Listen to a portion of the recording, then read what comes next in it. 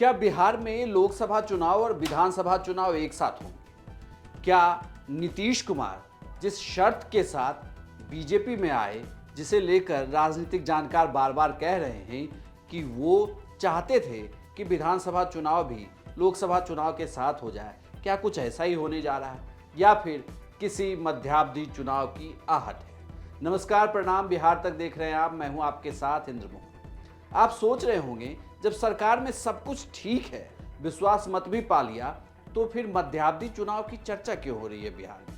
आखिर ये मध्यावधि चुनाव क्यों होंगे? दरअसल ये कहा जा रहा है कि नीतीश कुमार जब आरजेडी से अलग होकर बीजेपी के साथ आए, तो उनकी कुछ शर्तों में से एक शर्त ये भी थी कि लोकसभा चुनाव के साथ विधानसभा चुनाव भी हो जाए। इसके पीछे का तर्क ये है कि उनके पास अभी सबसे कम विधायक हैं और सबसे छोटी पार्टी होते हुए भी, एक तरीके से कहें तो तीसरे नंबर की पार्टी होते हुए भी, वो सरकार के मुखिया हैं।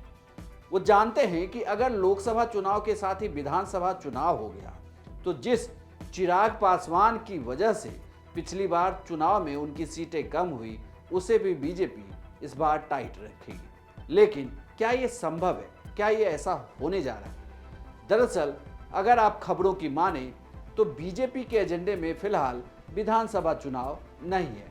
मतलब बीजेपी का पूरा फोकस लोकसभा चुनाव में है। 2019 के लोकसभा चुनाव में बीजेपी ने 40 में से 39 सीटें जीती थी और एक बार फिर से चूंकि जेडीयू और एनडीए में जेडीयू आ चुकी है, तो बीजेपी को ये लगता है कि अगर एक साथ हम लोगों ने लोकसभा चुनाव लड़ा तो फिर से 2019 वाला प्रदर्शन दोहराया जा सकता है।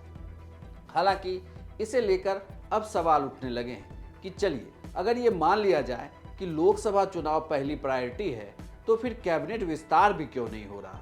कैबिनेट विस्तार भी बिहार में फिलहाल अटका हुआ है।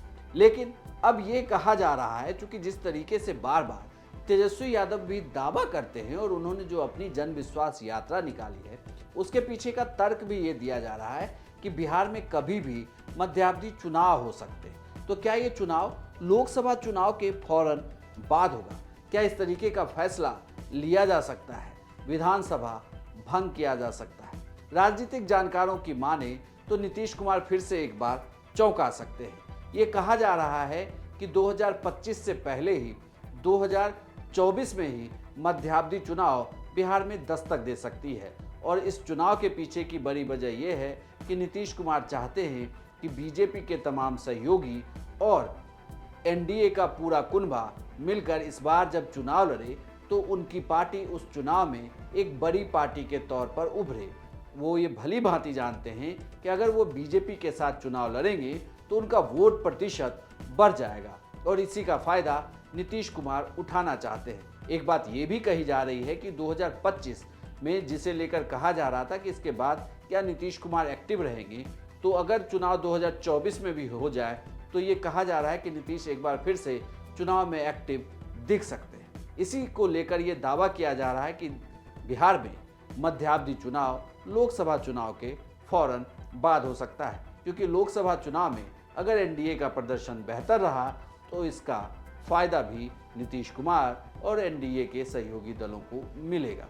तो आप भी इंतजार करिए। और क्या आपको ये लगता है कि बिहार में नीतीश कुमार मध्यावधि चुनाव करवाना चाहते हैं? तो अपनी राय हमें कमेंट बॉक्स में लिख कर दें और बिहार तक चैनल को सब्सक्राइब जरूर करें।